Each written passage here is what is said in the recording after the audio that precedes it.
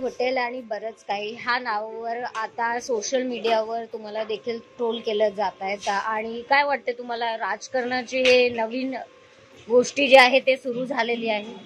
मला असं वाटतं मला ट्रोल करण्याची बौद्धिक दिवाळखोरी दिसते.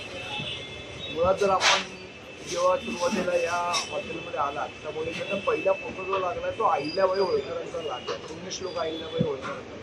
आता ह्या परप्रांतीय आहेत का हा माझा प्रश्न आहे. जे इंदोर शहराचा विकास झाला सगळा विकास हा होळकरांनी केला.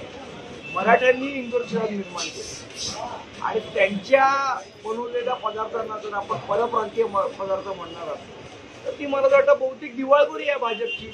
भारतीय जनता पक्षाला मला असं वाटतं इतिहास नावाच्या गोष्टीची काहीच निर्णय घेणं नाहीये. त्यांना तो माहितीच नाहीये.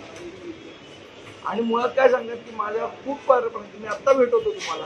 दिनेश जरा ये.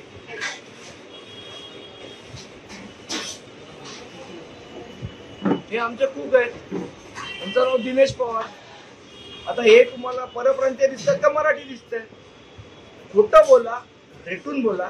ही भारतीय जनता पक्षाची मला असं वाटतं रणनीती आहे आणि त्याप्रमाणे ट्रोल करायचा प्रयत्न करतात.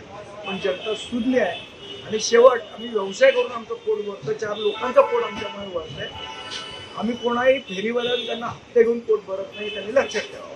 काय वाटतंय तुम्हाला हे लोक आता भेद निर्माण करण्याचं काम करतायत का? यांना दुसरं काही माहितच नाही ना. यांचं राजकारण किती नीच पातळीवर चाललंय ते यावरून दिसून येतं.